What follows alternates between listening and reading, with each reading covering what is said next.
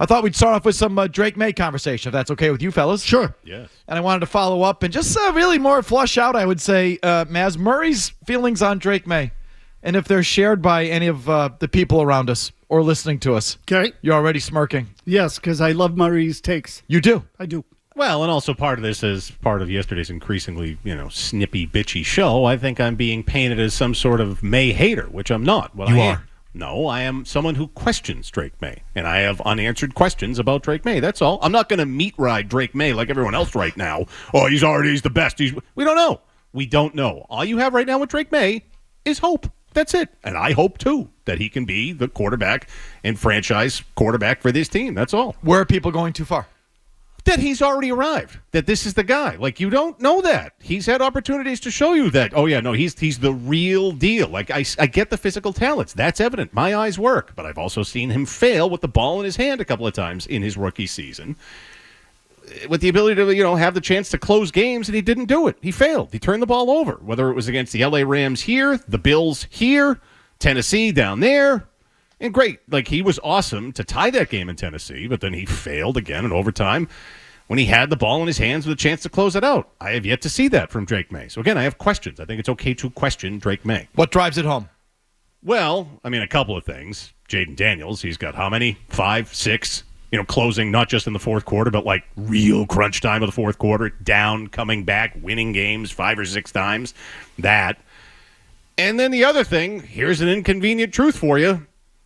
Bailey Zappi with a defensive coordinator cosplaying as an offensive coordinator in his rookie season greater than Drake Maye. Fact. Statistical fact. Bailey Zappi did something that Drake Maye didn't do in his rookie season. Throw for 300 yards. Bailey Zappi did something Drake Maye and pretty much any other quarterback hasn't been able to do. Elevate Tyquan Thornton to look like a real wide receiver, at least for one game. Some of the same talents here. Kendrick Bourne, Hunter Henry. I like Drake Maye. I like him. I like the attitude. He's not Mac Jones. He ain't a bitch like that. I love the physical talents. And I'm not trying to say Bailey Zappi's better than Drake Maye, but he had a better rookie performance than Drake Maye with, again, a guy that wasn't an offensive coordinator, just a big fatso pretending to be one. So there's questions there. That's all. I just have questions. I think it's too early to say, he's the man, he's arrived. Oh, Maye's the best. Yeah, you hope. I hope. But we don't know. They don't got the guy. So you co-sign? Well, no, I think, but Murray makes a point that is legit, which is all of the stuff on Maye is projecting. That's what it is. You see the ability and you say it's projections. Now, look, I like the ability too, but I was just looking over his game log to double check this. There were only 3 games in which he didn't have a fumble or an interception. 2 of them were one was the finale, which he played 3 snaps. Doesn't count. One was the Jets, which he got knocked out. Jacksonville. That's it. The only full game that he played in which he did not fumble the ball or throw a pick was the Jacksonville game in London. So if you want to look at it that way, he hasn't done it on this continent. So, that's not a small thing. A turnover a day is not an easy thing to just brush past and throw out the window. That is a significant thing. He's got to clean that up. Jameis Winston never cleaned it up.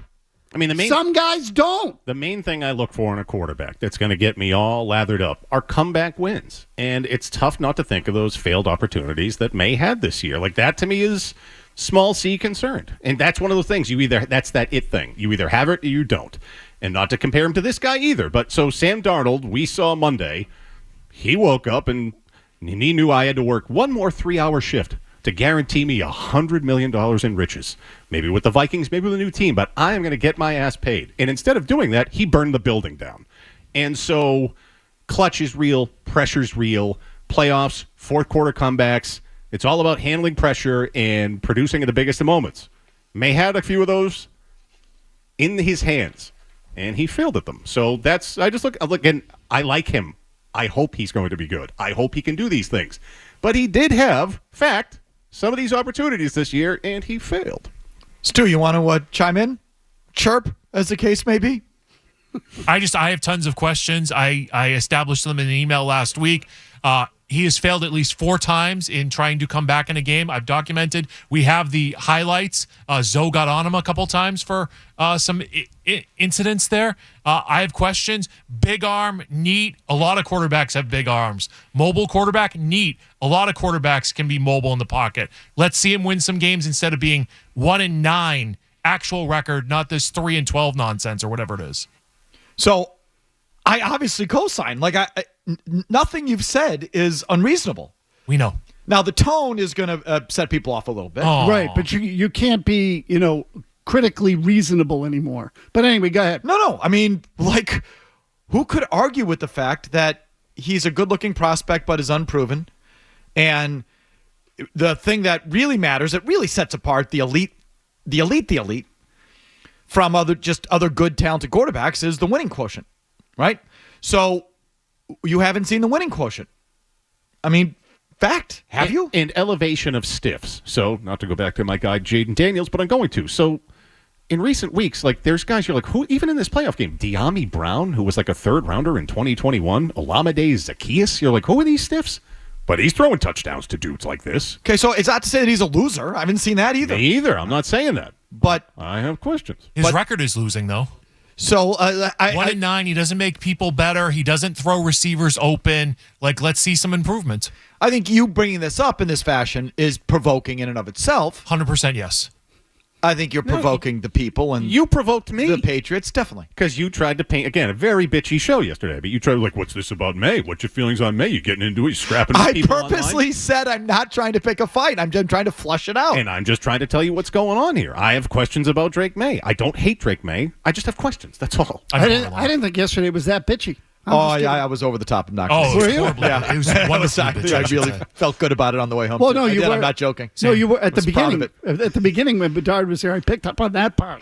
No, there were just times I was just super obnoxious. Oh, Felt good. Back to Drake Maye. This is where we're starting. Back to Drake Maye. And we can wrap in the whole thing about him not being here to end the season or to start the Mike Vrabel regime, which, a lot of that doesn't matter.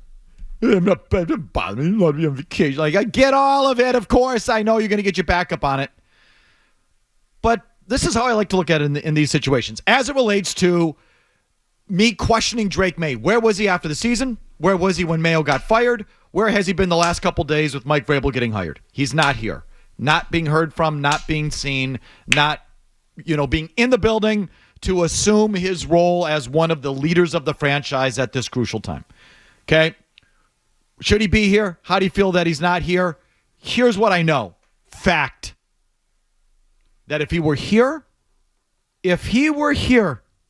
right now, day one, and he and Mike Vrabel were in the film room, and he and Mike Vrabel were walking the halls, and the Patriots would be sending out videos and clips and Instagrams of day one, Mike Vrabel, Drake Maye getting to work. What would you all be saying? Yeah. Be honest. Grinder. Be honest. We'd be pants off for it. The new regime. Okay? It'd be Brady 2.0. You'd feel good about it, and rightfully so. You should feel good about it. That would be a great optic. No days off once again. It'd be a little bit of eye candy for you. It'd just get the little Patriots endorphins. Or, Yeah, I know you got it right. you got it right. Yeah. You'd get a little tingle in the Patriots Netherlands. You would. You just would. I would if I were a Patriot fan. If you're a fan and day one, new coach, new regime, the quarterback's there day one. And they're as Vrabel ended his press conference with, let's get to work. Oh, it'd be a good story. You'd love it. Yeah. Orgy. Especially if he happened to be on vacation. He said, you know what? I got 3 months to futz around on the sand here with the girlfriend until the off-season camp starts. We have a long off-season. There's plenty of time. I'm just going to take a day or two to come back and spend a day or two with the new coach, and then I'll come back and meet you on the beach. No problem. Look how much he cares. You'd love it. You'd love it. Of course you'd love it. You should love it. So he's not doing that. Then can we say the other thing? It'd be nice if he did it. I find that to be pretty commonsensical too. But I know you people get your back up. You can't help yourself. Yeah, it's no lose, Felga, only positive. So finally, he weighed in some way, shape, or form, I've been told. Oh, right, yeah. Where he retweeted or re-Instagrammed? Yeah, in his Instagram story, he just repurposed the Patriots story of Mike Vrabel sitting at the long table signing the contract with the Patriot logo behind. Okay, I mean, do the less. craft group, Well, I was going to say, like, doesn't that usually come with like a thumbs up or my, K-pop heart emoji or something like Eggplant. that? Doesn't it usually come with something like that? Generally, on Instagram stories, you can spruce it up with some emojis and whatnot. He just did the bare minimum to Jimmy Stewart's, what he's saying there. I mean, Beetle tells me to the kids that's a big statement. I'm not being sarcastic. I Yeah. just don't know that Endorsement. Yeah. that simply reposting something is in and of itself an endorsement and You can't do an emoji over the top of it. You just kind of hit the button twice, and there you go. You move on. I mean, it kind of feels lazy. It is an extra second. You can even not just use the emoji. You could even type on it, be like, "This is my man," or Right, "New coach." Vrabel's the man. This Yeah. is amazing. Like, happy to have him. You can tell me. I don't speak emoji. I don't speak. But he did social media. He did repurpose it. So again, that goes a long way in today's social media sphere. Bare minimum. I'm with Beetle on that. It's, Breadcrumbs. No. So you're saying, Jim Murray, that it is substantial. Yeah. And- I find it convenient after this whole thing was talked about. Yeah, we yesterday. did. Yeah, we got out of Totally. yesterday for it. Oh, here all of a sudden, Yeah. we have the repost. Yeah. But the okay. girlfriend's getting text down there like, a-holes up here talking about you guys on vacation, not saying anything about Vrabel, new head coach. Tell Drake to put something up. And so he's like, yeah, repurpose. That's all. And so, it does show he knows what's going on, got a new coch. But, like Jimmy's saying too, if I did that, say we had a new PD. God forbid, we love Rick, but it's like, one of these, media rags says like, new PD, Sports Hub. I repurpose that. I'd be like, new boss, can't wait to work with him. Eggplant emoji. And then you have me back here who does nothing. Would you come back from the islands there, Murray, if the new PD wanted everyone in house for day one? No, that vacation's baked in. I'll see you when I'm back. I'm not interrupting the vacation. I'm a hardliner on that. Because how about earlier in your career when you needed it? Oh, yeah, like young, hungry 20-year-old Jim? Yes, thank Yeah. you, yes. Yeah. Young, hungry Jim. Now resting on his laurels. No, just hungry, like for lunch hungry. Oh. No. Like back when you were hungry for your career, yes, you'd be here, right? Yeah, odds are probably. Yeah, okay, thank Yeah. you. There we go. Yeah. So all I'm saying is just this is what it's an easy exercise. I do it all the time. What if that guy played on my team? What if that were my team that did that? What if it were my team that made the playoffs and had a good year but lost round one? Would I be calling my team a loser like you people are calling all the teams that lost this weekend losers? Or would you be thinking about, just put yourself in the other spot. Look at it from the other side. Asking a lot. Simple exercise. I try and do it a lot. If Drake Maye were here and day one walking the halls with Vrabel, how would you feel about it? Oh, people, it would be Bad. Yeah, it would be Boner Jams 2025. Of course it around would. here. Like, And how do you feel about Drake Maye as a quarterback, period? Folks Yeah. on this show have questions. If you like that clip, check out more videos from Felger and Mazz here. For more Patriots analysis and opinion, hit this playlist. And for all the latest from the Sports Hub, download the app at 985thesportshub.com.